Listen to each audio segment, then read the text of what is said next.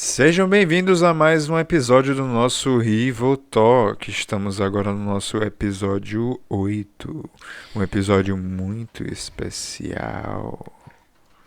E aí, galera, a gente fala isso em todos os episódios, mas todos os episódios são muito especiais, porque a Porque gente é eles são, especial. no nosso É. coração eles são especiais. Eu vou começar falando do álbum do Kanye West, o Donda, que foi lançado essa semana. Donda, Donda, Donda, Donda, Donda. Donda. Donda, pra quem não sabe, é o nome da mãe dele.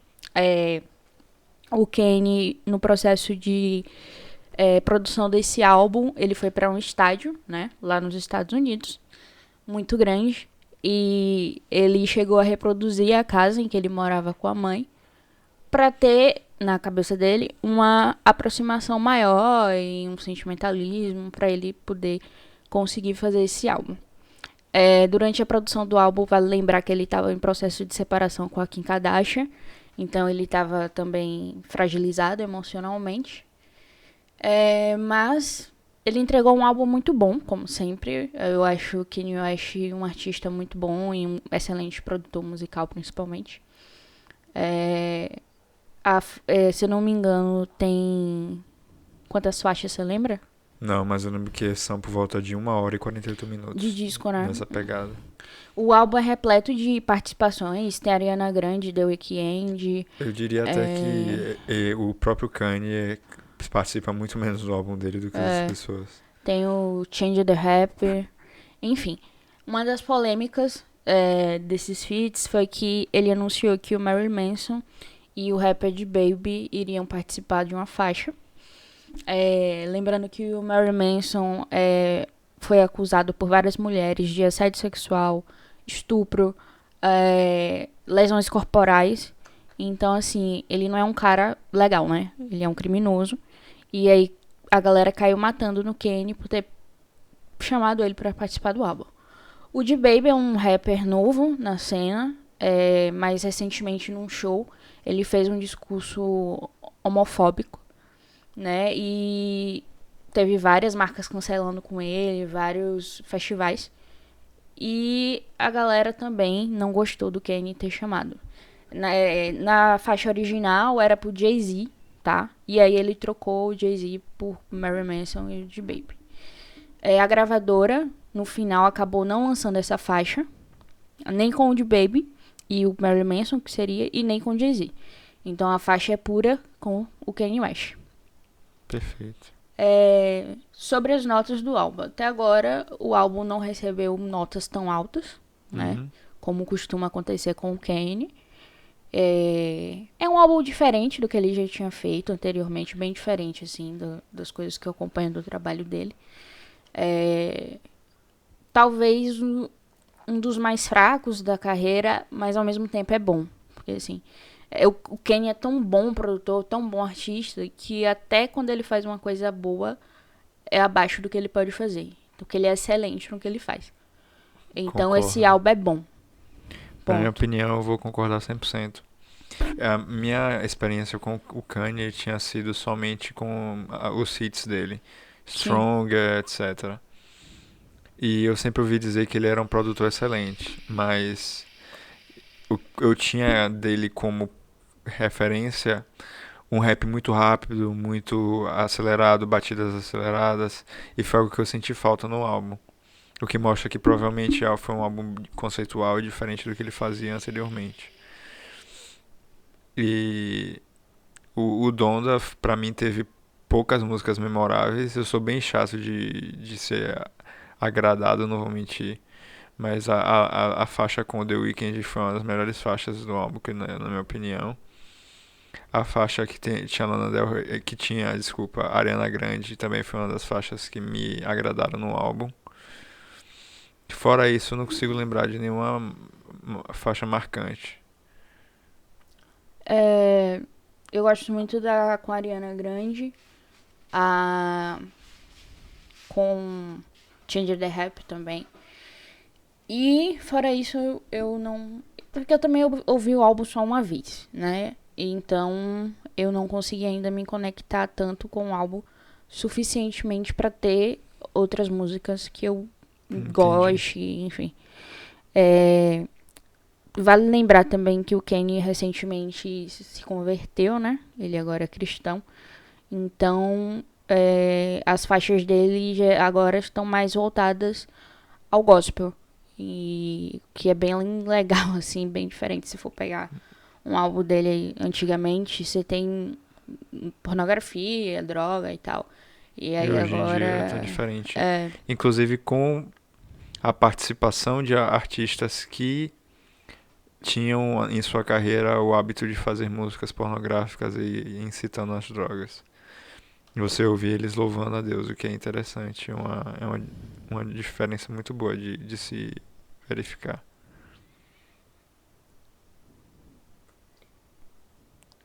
é, então, assim, outra coisa que é bom falar, citar, é que o álbum ficou em primeiro lugar pela Apple em 102 países no lançamento. Então foi marcante, assim. Outra coisa polêmica foi que o Kanye postou que ele não tinha autorizado a gravadora a lançar o disco. Eles lançaram antes da autorização dele. Mas, enfim, a gravadora tem o direito também no disco e aí ela foi e lançou na data que ela achou melhor. No mais é isso. É questão de ouvir, ver se você gosta e se sente abraçado pelo álbum. E eu espero que o Kanye ainda faça muita arte, muita música, porque ele é muito bom no que ele faz. Com certeza. E que ele melhore ainda mais. É um álbum que, na minha opinião, ele tem um conceito, ele tem uma ideia de, de, ele se propõe a fazer alguma coisa. Ele entra na música pra fazer algo, não é algo desproposital. Pra mim Ele é o nunca é. mais, para mim o mais forte do álbum é isso. Não é essencialmente musical. As músicas são boas, são, mas o essencial é que elas estão colocadas dentro daquele álbum com algum propósito. Talvez Porque pra mim isso seja o mais o importante. Ken, ele não é um artista só musical. Ele tem muito do visual. Se você for verificar as performances dele e até nos períodos de produção, ele tem vários cenários, várias coisas para dar um conceito ao álbum, como por exemplo ir gravar num estádio e fazer uma casa, tipo assim, da mãe. Então isso mostra que ele é um artista que também vai além da música. Com certeza. Tem o outro álbum dele que tem muito de arte plástica. Ele se inspirou, eu não me lembro agora, mas foi em um museu que ele visitou. A mãe dele era artista plástica. Uhum. E aí ele usou vários conceitos de uns quadros para fazer o disco. Então isso Interessante. já é dele mesmo, assim. É ter esse visual, pegar isso e botar na música. E faz total sentido de acordo com a. Tudo que cerca ele é algo muito vislumbrante, assim, deslumbrante. Tudo é bem pensado, tudo é colocado no álbum de acordo com o que ele realmente deseja, de acordo com o que ele pensa, de acordo com a visão do mundo dele naquele momento. Porque quando ele estava fazendo música sobre pornografia e drogas, ele fazia bem música sobre pornografia e drogas. E agora ele fazendo música gospel, ele tá fazendo bem música gospel. O que mostra que ele é um cara com muitas facetas. Ele tem a capacidade de chegar lá e mostrar que ele é capaz de fazer música de qualquer estilo, de qualquer jeito, de qualquer maneira. E acho que mostra que ele é um ator, um cantor muito versátil. Cantor, enfim, produtor, rapper, etc. Então é isso, ouçam Donda em todas as plataformas digitais ou baixem ilegalmente também. Mas deem stream a ele. Deem stream a Kanye West. Eu queria comentar agora sobre continuar dando andamento àquilo que a gente tem falado e apresentado aqui do Talibã no Afeganistão. O que aconteceu? As tropas saíram de vez de lá do Afeganistão e o Talibã ele fez uma passeata armada pra basicamente comemorar e mostrar que eles têm armas e etc. Medir piroca, basicamente. E basicamente é isso. A gente tá tendo mais notícias sobre isso, apesar de terem tirado os repórteres do Afeganistão, etc. A gente ainda tá tendo muita notícia sobre eles. O que é interessante, que mostra que pelo menos o interesse não foi perdido. O interesse no Afeganistão ainda se mantém. Eu acho que o importante é a gente salientar isso. É a gente ir acompanhando sempre as notícias e no máximo que a gente puder a gente ajudar. Eu sei que é pouco, a gente tem poucos acessos para fazer isso, mas no que a gente puder a gente ajuda.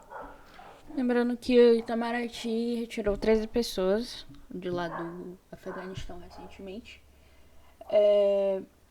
Essa passeata é só, sei lá, uma Medição de piroca. fumacinha. Hã? Eu acho que é medição de piroca.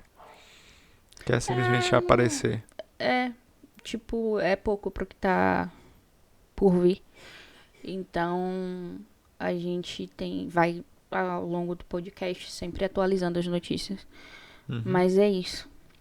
Aqui no Brasil, o que aconteceu de interessante foi que o projeto da reforma trabalhista proposta pelo governo Bolsonaro não foi aceita no Senado.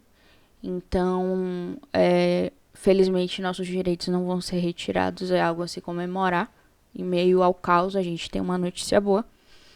E é mais uma derrota do Bolsonaro, né? Ele já tem um histórico, desde que ele era deputado, de não conseguir aprovar projetos. E como presidente, ele mantém isso, pelo visto. O que mostra que ele é um fracassado, que não deveria estar onde ele está. Verdade.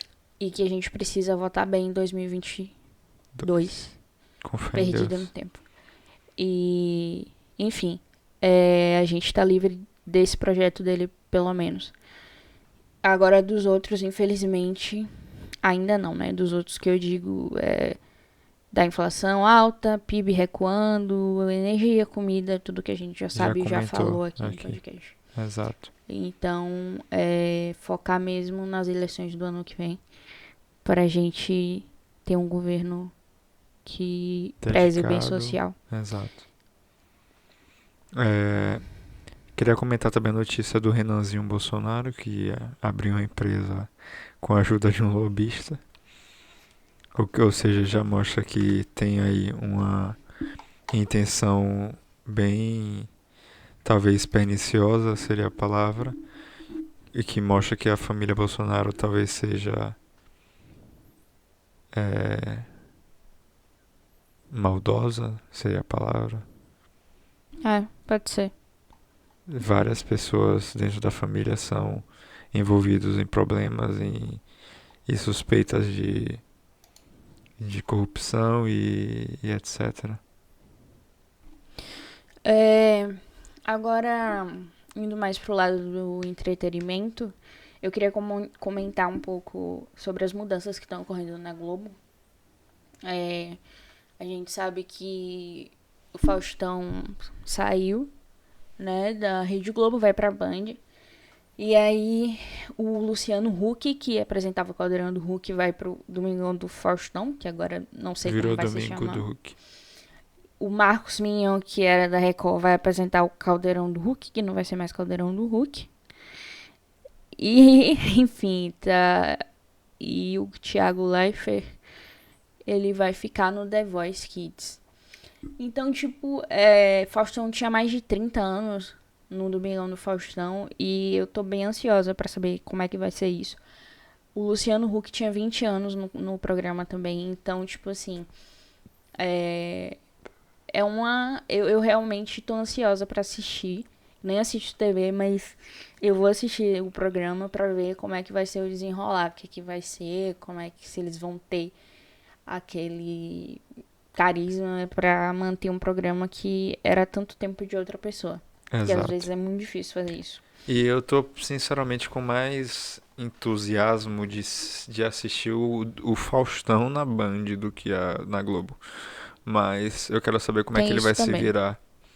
se ele vai se mandar bem lá dentro da Band. Não sei qual é a proposta dele, porque ele saiu da Globo também. Será somente mesmice? Se ele quer algum. Tem um programa que ele tenha mais liberdade? Sinceramente, eu não sei.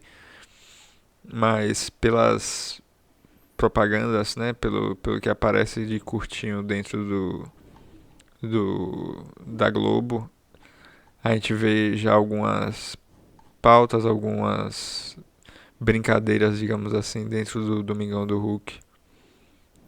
E inicialmente eu já fiquei um pouco ressabiado. Eu não sei, não me chamou a atenção, me levou mais pro lado negativo do que positivo. Mas pode me surpreender, eu tô aberto a assistir, a ter uma opinião formada a partir do meu ato de assistir. É, agora eu quero falar, nós vamos falar um pouco sobre o Setembro Amarelo. Hoje ainda é 1º de setembro, mas já começaram as ações. O Setembro Amarelo surgiu há um tempo atrás, muito tempo atrás. Não, perdão. O Setembro Amarelo é, né, em setembro e nesse período, por conta de um homem que cometeu suicídio e através disso ele, na verdade, ele fez um manual de suicídio e tal. E aí houveram várias pessoas se suicidando e tal. E isso ocorreu nesse período. Entendi. Então, por isso setembro É um mês amarelo. escolhido pra representar. Isso. E aí, basicamente nesse mês, as pessoas estão voltadas a dar dicas de saúde mental, frisar que é necessário se cuidar, fazer terapia, todas essas coisas. Tem ações sociais nos postos de saúde, nos centros de acompanhamento psicológico, tipo CAPS, nas clínicas particulares também, Uhum, nas escolas, uhum, em todos esses espaços. sim. É um, assim, a gente deveria ter mais meses, ou a gente deveria ter mais ações como essa durante todo o ano, Sim. eu acredito. Porque só um mês pra gente focar nisso não é suficiente. Mas enfim, bom, o que acontece? Uma polêmica que tem sobre o Setembro Amarelo. Gente, eu não sei falar amarelo, desculpa, tenho dificuldade. Tudo bem, pode falar. A galera, principalmente do Twitter, Instagram, fala: minha DM tá aberta se você quiser desabafar. Mas, tipo assim, pelo amor de Jesus, não faça isso. Porque a gente que não é formado em psicologia, psiquiatria, não vai saber lidar com uma pessoa que tá com ideação suicida, por exemplo, que tá numa depressão severa, numa ansiedade, bipolaridade, enfim. A gente não estudou pra isso e a gente não tem como dar um auxílio de verdade pra Às isso. vezes pode até piorar o quadro Sim, do pode paciente. piorar, provavelmente a tendência é piorar. Ele vai E ver como você até ergueu a mão e você em um ato até bem altruísta. Porém, a pessoa pode imaginar, olha, não tem mais salvação pra mim. Essa pessoa que eu fui atrás me disse que não sabia responder, por exemplo. E ela imagina, e aí, e agora aí, o que é pra mim? Mas ninguém sabe me ajudar. Sendo que, na verdade, existem psicólogos, psiquiatras que podem ajudar. então, assim, e além disso, você mesmo pode não estar pronto para receber o que essa pessoa vai falar e acabar se prejudicando psicologicamente também, né? Com certeza. São os chamados gatilhos. Então, no Setembro Amarelo, o que a gente pode fazer é mandar os folhetos, mandar Instagram que é especializado, indicar psicólogo, indicar psiquiatra, falar, vamos, eu te acompanho até um psicólogo, vamos procurar e tal. O incentivo mesmo a cuidar da saúde mental. mas nunca tentar fazer o trabalho de um psicólogo. Porque até porque você não é um psicólogo. E isso é um desrespeito à profissão, né? Você Exato. não é um cirurgião, você não vai chegar num hospital fazendo cirurgia, você não é um Exato. advogado, enfim. Então, dessa mesma forma, a psicologia deve ser respeitada. E a gente deve entender que a gente não tem capacidade de fazer o trabalho de um psicólogo, de um psiquiatra. Com certeza. Eu queria convidar uma pessoa agora para falar um pouquinho. Daniele, pode chegar aqui? Oi, gente, meu nome é Daniele e eu sou amiga do pessoal. Enfim, eu queria acrescentar mais sobre o Setembro Amarelo. Muita gente fala que as pessoas dão mais foco no Setembro Amarelo só no mês de setembro, que é quando tem as campanhas, mas que é necessário, e Ivana até comentou um pouco, que a gente continue tentando ou mostrando às pessoas a questão da ajuda nos outros meses. Não só no setembro, mas em outubro, novembro, dezembro, porque a pessoa não está com depressão, não sofre só transtornos em setembro.